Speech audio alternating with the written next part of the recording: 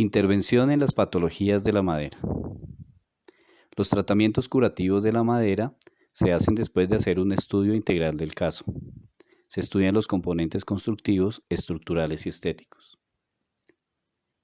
Los tratamientos consisten principalmente en eliminar los agentes patógenos externos e internos y hacer un saneamiento.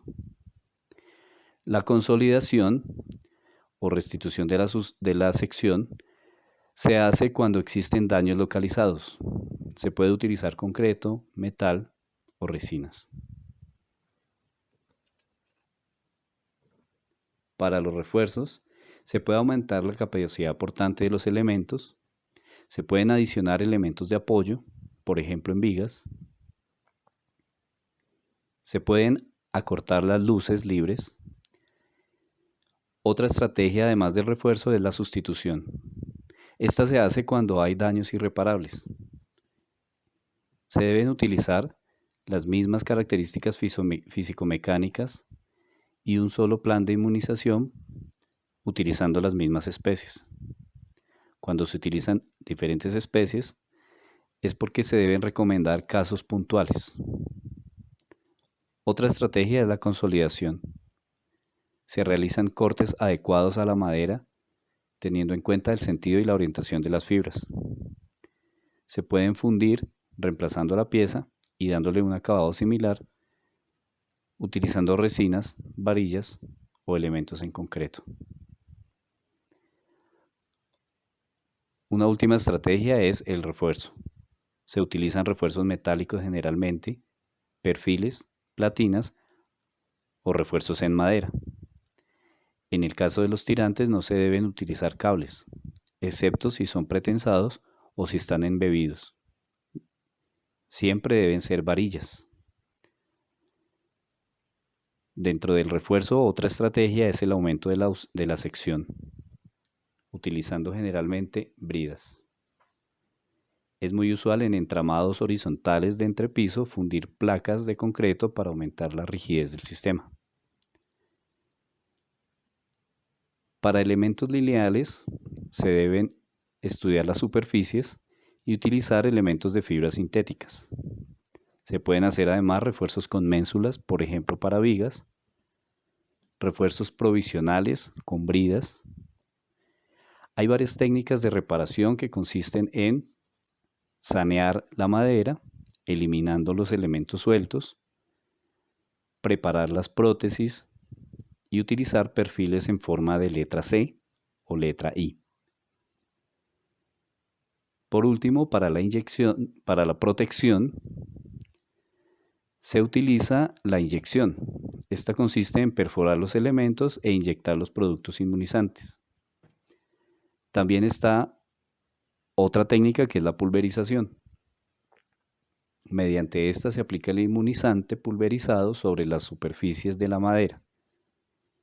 Esto consigue eliminar los agentes patógenos externos. En este caso se debe tener en cuenta la especie, la estructura microscópica de la madera, la composición química tanto de la madera como del inmunizante, la permeabilidad de la madera y qué agentes patógenos se están atacando, si son internos o externos, si son hongos o son insectos. También es importante tener en cuenta que se puede generar un impacto negativo en el medio ambiente.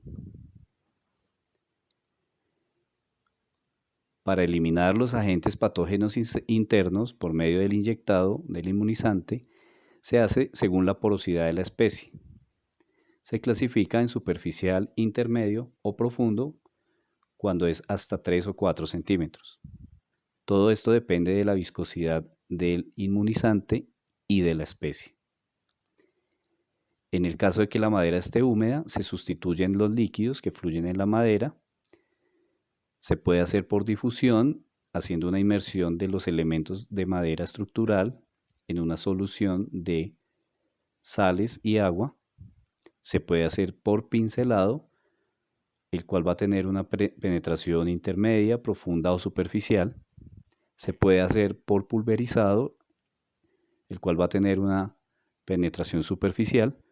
Y se puede hacer por inmersión, con varios grados de penetración, intermedia, profunda y superficial. En el caso de la madera seca se puede hacer por autoclave con presión, con un nivel de penetración intermedio y profundo, haciendo en una cámara de vacío presión un reemplazo del agua libre. También se puede hacer sin presión con una penetración superficial. Los fungicidas, los ignífugos y los insecticidas son elementos que se aplican respondiendo a cada uno de los agentes patógenos. Los fungicidas frente a los hongos, insecticidas, como su nombre lo indica, frente a los insectos, e ignífugos a aumentar la resistencia frente a altas temperaturas o frente al fuego.